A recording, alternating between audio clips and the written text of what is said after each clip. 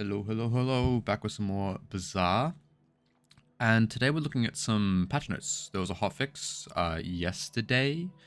Well, last night for me. So we're just going to have a read through. So, encounter changes. So dooley now at level 6 to 7, so on our level 7 reward, we basically just get to upgrade the core.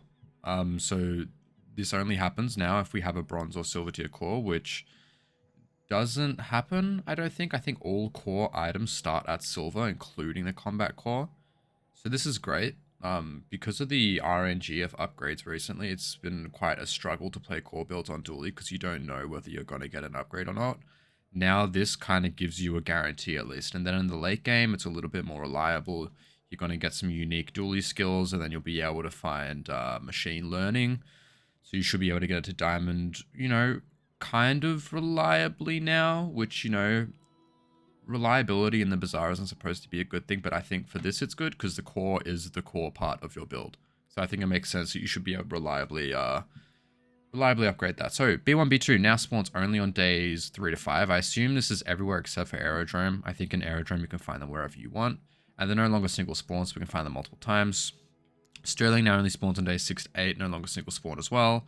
And Forhorn now only spawns on day 9 plus, no longer single spawn. I like all of these changes. I think they make sense. Progression wise, I don't think people should have, really upgraded items super early in the game. So this to me makes a lot of sense. So, character changes. Max. So, Boiling Flask starts at silver tier instead of gold tier. And its cooldown has been, it's the same except, we have 10 at silver. So it's the same rate. It was 9 and 8 at gold and diamond, but now it's just the same effectively, but now we start at silver instead. I don't think this has too much of an impact. There aren't a ton of potions that I'd be super afraid of having multicast. And then, yeah, I think this is okay. I don't think this is going to impact the game too much. So now, Bottled Explosion. So starts at gold tier instead of silver tier now, and its damage is the same. I don't know if this is too much of an impact. Maybe this is like a preemptive change considering the recycling bin changes. I don't know. Guess we'd have to test it out and see. I don't think it was super overpowered at silver anyway because of the lack of ammo and the lack of reload. Magnus Femur starts at gold tier. This is a good change. Cooldown to 16 seconds. This makes sense as well. Damage scaling is at 50, 70. I think it was 25, 50, 75 at silver, gold, diamond. Whereas now it's just 50, 75, which I think is the same as what it was before. This to me makes sense. It's going to be a lot harder to find a Magnus Fever and actually spec into it now. It's a similar sort of thing with Mamasaur. It was too reliable to find at silver, I guess. So they've nerfed it. I think it makes sense. It was definitely one of Mac's stronger builds, so I like this change. So Recycling Bin. Reduce potion cooldowns instead of giving regen. When we use a potion, we transform into another potion, so it's the same thing.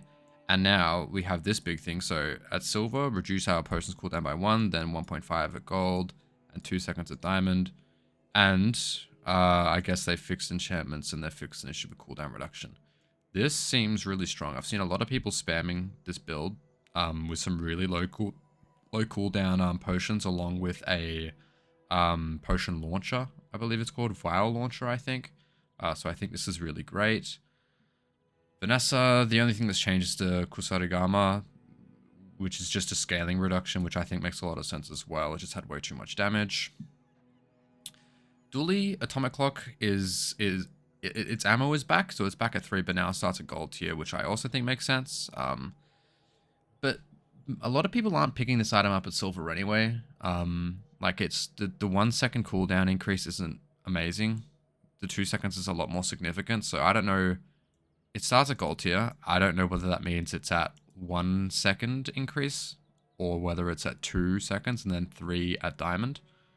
I don't know what the scaling is. They haven't said here. Angry Balloon Bot changes now as well. So now it starts at gold tier. It used to be silver tier, so it's obviously a little bit more exclusive now, but it's a lot better. So, cooldown is now at 10/8, it was at 4, but now, when we lose shield, we gain damage equal to the shield loss instead of 8% at each different level. So this is a lot better. Obviously, it's got a really high cooldown still, but it's going to be gaining a lot of damage It is going to exponentially increase. It's going to be great on something like Armored Core when we're going to be doing a lot of defense. Obviously, it has a really high cooldown, which is a detriment. But when we get into the late game, we are going to be getting a lot of damage on this thing, and it's going to, you know, when we have a lot of defense in the late game, typically the games last for a while, unless we see some crazy exponential increase. So now we have a regular balloon bot. This thing is essentially a shielded friend Uzi now. So its cooldown is at 5 usually, but now it has slightly more shield, and its second effect has been changed to while we have shieldless items cooldown is reduced by 3 seconds, basically making it a really great enabler for something like an Armored Core build. You know, we put this to the right or even to the left of an Armored Core, and it's amazing. And it's obviously really good with something like a Companion Core as well, because it's a 2-second friend. So, pretty great. Then we have Brick Buddy. Its scaling basically got increased, and it's now when we use another friend instead of when we use an adjacent friend, which means it's a lot better. So Brick Buddy combined with something like Angry Balloon Bot is going to be like really great, just because we are getting a lot of shield from friends. What this feels like is kind of like a Chlorance equivalent now, but for shield, because it is kind of along the same lines, except it starts at bronze. And yeah, Chlorance, by the way, 1 second cooldown reduction, but its scaling got reduced. So it's not as good now, I don't believe. Then Combat Core scaling got changed. Instead of 15, 30, 45, it was a big nerf at the start of the season. Now it's 20, 40, 60. Instead of being, I believe, before the start of the season, it was 20, 40, 80, I think. So this is obviously significantly better. It's kind of viable again now. We can still put a Hamlet to the right and, you know, do some other stuff. Defense Matrix cooldown to 6 seconds was 8. You know, 2-second decrease. I still don't think Defense Matrix is an amazing item. But, you know what? Sure, maybe it works. Who knows? First Aiden. This is a big one, I think. First Aiden has a bunch of cooldown, like, decrease now. It's a lot better at gold and diamond. Obviously, at bronze and silver, it's still worse and the same as what it was after the bonkening. But now, at 3 seconds, we have a really quick overheal. So when we get something like Healthy Jolt, we're going to have a really quick haste trigger after 3 seconds.